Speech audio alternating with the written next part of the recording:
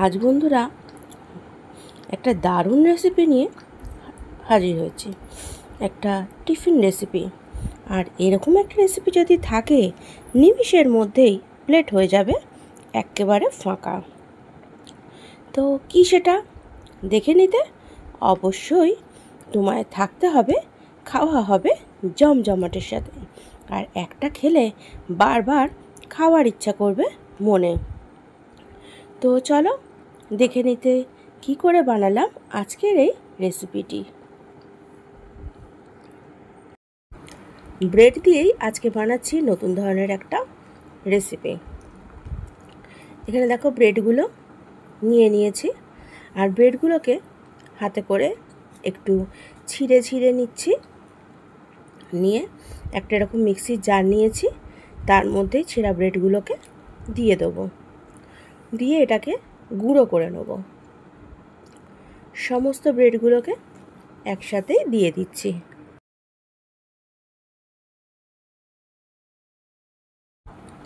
এখন ঢাকাটা খুলে দেখাচ্ছি, দেখো কত সুন্দর গুঁড়ো হয়েছে। আরে চামচ করে তুলে তোমাদের দেখিয়ে দিই কতটা ঝরঝরে হয়েছে। ব্রেডটা তো রেডি। এখন একটা ফাঁকা বাটি নিয়ে নিয়েছি বড় সাইজের, আর তার মধ্যে ব্রেড গুঁড়ো করে নেওয়াটাকে ঢেলে নিয়েছি। যে বাটিতে ব্রেড গুঁড়ো করেছিলাম মিক্সির বাটিটা, তার মধ্যে ঢেলে নেওয়ার পর সেই মিক্সির বাটির মধ্যে দিয়ে দিচ্ছি সুজি। হাফ কাপ সুজি দিয়েছি। আর এখানে আমি 6টা ব্রেড নিয়েছিলাম। সুজিটাও একটু গুঁড়ো করে নিচ্ছি। সুজিটা গুঁড়ো করা হয়ে গেছে। যে বাটিতে ব্রেড গুঁড়ো রেখেছি তার উপর এরকম একটা বড় ছাঁকনি দিয়ে আর এই যে সুজিটা গুঁড়ো সুজিটাকে ঢেলে দিচ্ছি। সুজিটাকে একটু চালিয়ে নেব, গুঁড়ো সুজিটাকে দেখো এরকমভাবে নেড়ে এটাকে আমি চালিয়ে নিলাম। সুন্দরভাবে চালানো হয়ে গেছে। আবার ওই মিক্সির বাটিটা নিয়ে তার মধ্যে দিয়ে দিচ্ছি 1 কাপ মতন চিনি, আর দিয়ে দিচ্ছি 2টো এলাচ ফ্লেভারের জন্য। আর তার সাথে দিয়ে দিচ্ছি চকলেট পাউডার 1 চামচ, একটা সুন্দর ব্রাউন কালার আসবে বলে। দিয়ে দিচ্ছি বেকিং পাউডার 1 চামচ। দিয়ে দিচ্ছি খাবার সোডা 1 চিমটে। দেখতেই পাচ্ছ। সমস্ত উপকরণগুলো বেশ ভালো করে একটু মিশিয়ে নিচ্ছি। নিয়ে এটাকে আবার মিক্সিতে একটু গুঁড়ো করে নেব। গুঁড়ো করা হয়ে গেছে, দেখিয়ে দিচ্ছি তোমাদের। দেখো খুব সুন্দর গুঁড়োটা হয়েছে। চামচে করে তুলেও দেখিয়ে দিচ্ছি। যে বাটির মধ্যে ব্রেড গুঁড়ো রেখেছিলাম তার উপর আবার একটা বড় সাইজের ছাঁকনি বসিয়ে গুঁড়ো করা চিনি ও বাকি উপকরণগুলো একটু চেলে নিচ্ছি। চেলে নিলে এলাচের দানা বলো বা কোনো ধরনের কিছু থাকলে সেটা সুন্দরভাবে ক্লিয়ার হয়ে বেরিয়ে যাবে। তাতে এটা কেকটা কিন্তু বেশি ভালো হয়। ভালো করে সমস্ত উপকরণগুলোকে একটু মিশিয়ে নিচ্ছি। এর মধ্যে দিচ্ছি হাফ কাপ মতন বাটার। এটাকে আমি গরম করে লিকুইড করে রেখেছিলাম। দিয়ে দিচ্ছি হাফ কাপ মতো দুধ। যদি আবার প্রয়োজন হয় তখন আরও দুধেতে অ্যাড করে দেবো। আর তোমরা যদি মনে করো ডিম দিয়ে করবে, সেই ক্ষেত্রে তোমরা এতে 2টো ডিম ব্যবহার করতে পারো, আর তার সাথে এসেন্সও একটু দেবে। এখন আমি এতে আরও 1/4 কাপ দুধ অ্যাড করে দিয়েছি। আর খুব ভালো করে এটাকে দেখো মিশিয়ে নিয়েছি। এখন এটাকে বেশ 10 মিনিট আমি ফেটিয়ে নিয়েছি। দিয়ে একটু চাপা দিয়ে রেস্টে রেখে দিলাম আধ ঘন্টা মতো। এদিকে আধ ঘন্টা পর একটা কেক মোল্ড নিয়ে নিয়েছি, আর তার মধ্যে একটু অয়েল ব্রাশ করে দিচ্ছি। অয়েল ব্রাশ করে নেওয়ার পরে বা তোমাদের কাছে যদি বাটার পেপার থাকে তো এর মাঝখানে তোমরা বাটার পেপার দিতে পারো। আর যদি বাটার পেপার না থাকে কোনো প্রবলেম নেই, ভালো করে এরকমভাবে তেল লাগিয়ে নিয়ে ওর মধ্যে উপর থেকে একটু শুকনো আটা বা ময়দা ছড়িয়ে ব্রাশ করে নেবে। তাহলেই দেখবে এটা খুব সুন্দরভাবে কেকটা তখন আবার ডিমোল্ড করা যায়।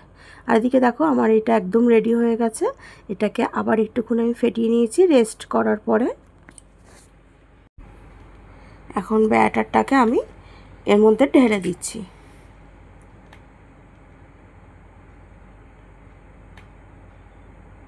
বা তোমরা এরভাবে তেল লাগেও ডাইরেক্ট দিতে পারো, তাতেও খুব সুন্দরভাবে কিন্তু ডিমোল্ড করা যায়। দেওয়ার পর একটু চারিদিকটাকে একটু স্প্রেড করে দেবো চামচ দিয়ে।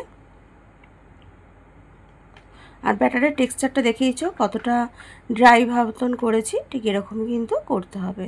খুব বেশি পাতলা বা এর থেকে বেশি মোটা করলে কিন্তু তখন এই কেকটা কিন্তু খুব বেশি সুন্দর ফ্লপি হবে না। একটু ট্যাগ করে দিলাম যাতে সব দিকটা সুন্দরভাবে সেট হয়ে যায়। আর আজকের এই টিফিন রেসিপিটা যদি ভালো লেগে থাকে একটা লাইক, একটা কমেন্টস, একটা শেয়ার করতে ভুলো না তোমার প্রিয়জনের সাথে। ট্যাগ করা হয়ে গেছে আমার। এখন গ্যাসের মধ্যে একটা পুরনো কড়াই বসিয়ে দিয়ে তার মধ্যে একটা স্ট্যান্ড বসিয়ে দিয়েছি। আর তার মধ্যে দিয়ে দিয়েছি এক কফি মগ মতন জল। এখন উপর দিয়ে এই ব্যাটারটাকেও বসিয়ে দিচ্ছি। উপর দিয়ে একটা প্লেট চাপা দেবো। এদিকে দেখো জলটা ফুটে গেছে, বুঝতেই পারছো। উপর দিয়ে ঢাকা দিয়ে এখন আমি এটাকে প্রায় 45 মিনিট মতন লো ফ্লেমে বেক হতে দেবো। 45 মিনিটস পর ঢাকাটা তুলে আমি দেখাচ্ছি, দেখো কীরকম হয়েছে। উপরটা দেখেছো, একটা কাঠি দিয়ে ঢুকিয়ে দেখবো, দেখো একদম শক্ত হয়ে গেছে সুন্দরভাবে। কাঠিটা কিন্তু উঠে এসে একটু লেগে নেই, মানে আমার কিন্তু কেকটা একদম পারফেক্টভাবে রেডি হয়ে গেছে। এবার এটাকে তুলে আমি এখন ঠান্ডা করে নেব। বারভাবে চাপা দিয়েও তুমি এর মধ্যে কিছুক্ষণ রেখে দিতে পারো। তো কিছুক্ষণ পর ঠান্ডা হয়ে গেলে এটাকে ডিমোল্ড করে দেখাচ্ছি। দেখো ঠান্ডা হতেই কেকটা কিন্তু গা থেকে অনেকটাই ছেড়ে এসছে। এখন উপর থেকে একটা প্লেট চাপা দিয়ে এটাকে আমি উল্টিয়ে দিচ্ছি।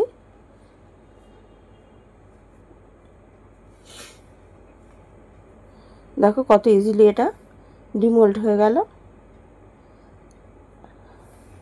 এবার এটাকে এখন আমি পিস করে দেখাচ্ছি কত সুন্দর হয়েছে এই ব্রেডের কেকটা।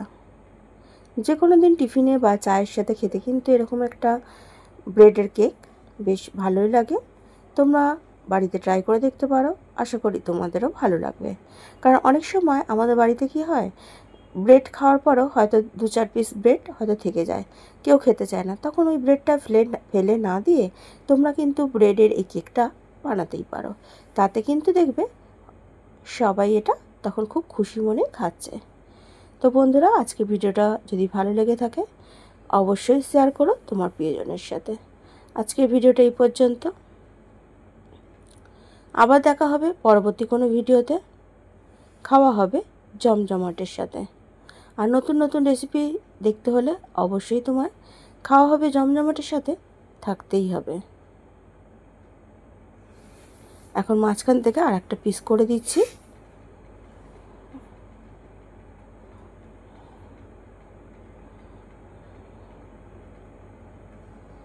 তো বন্ধুরা, ভালো থেকো, সুস্থ থেকো। আজকে এখানে ভিডিওটা শেষ করলাম।